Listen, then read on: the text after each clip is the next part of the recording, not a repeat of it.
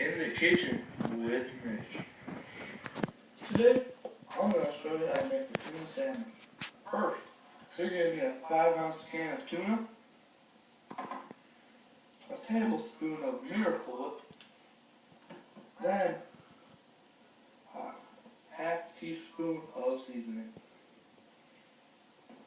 First, with the tuna, you're going to take the mayo and dump it in with the tuna. Then, after it's dumped, you're going to put the seasoning in. Once everything's in, you're going to want to mix it within the tuna. When you're mixing, you're going to want to mix it until there's no more clumps of tuna and mayo and seasoning. There aren't any clumps of those either.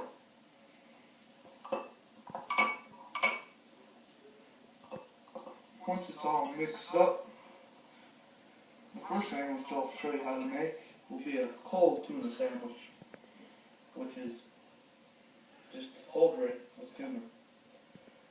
You're going to take about half of the tuna in the mix and spread it on the bread.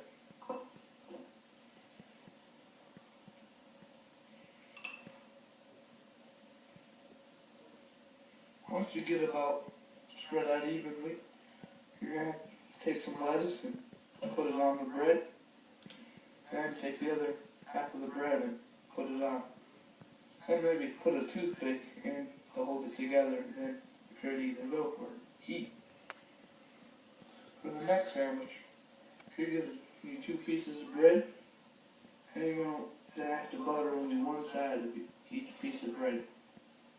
Once that's done, you're going to take the tuna and you're going to spread it on the side of the bread that does not have any butter.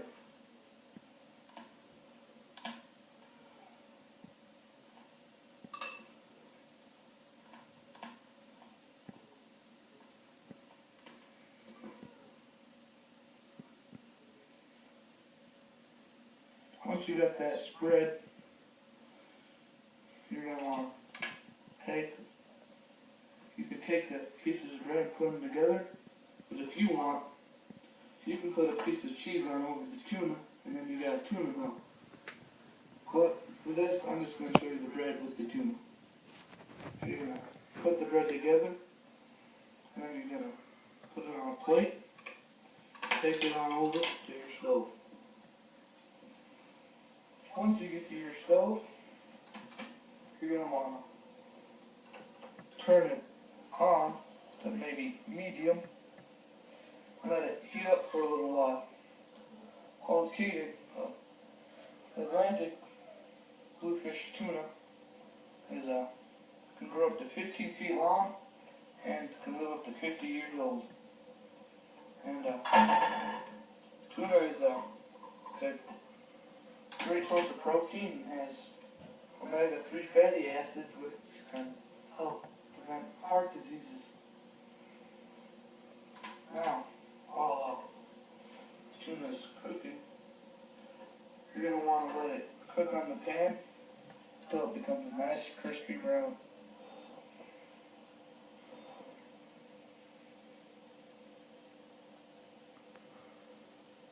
Now, every so often you're going to want to check to see the bottom of the bread to make sure you don't overcook it.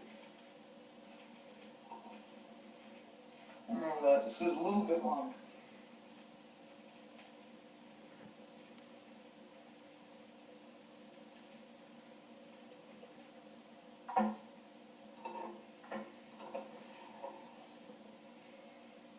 And it's still a little bit longer, and soon it'll be ready on that side.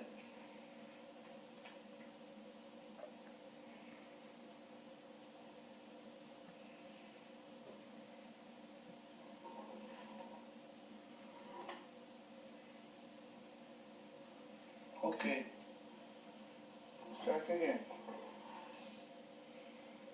Yes, this side is ready.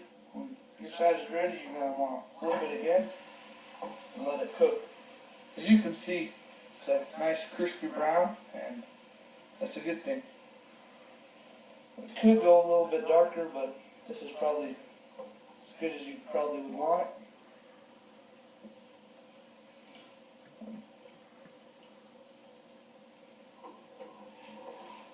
Check the other side again. Probably go a little bit longer.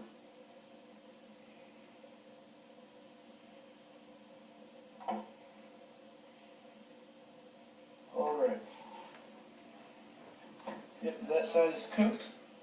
When it's done being cooked, you can turn the stove off. Or let your sandwich cool down for a little bit longer.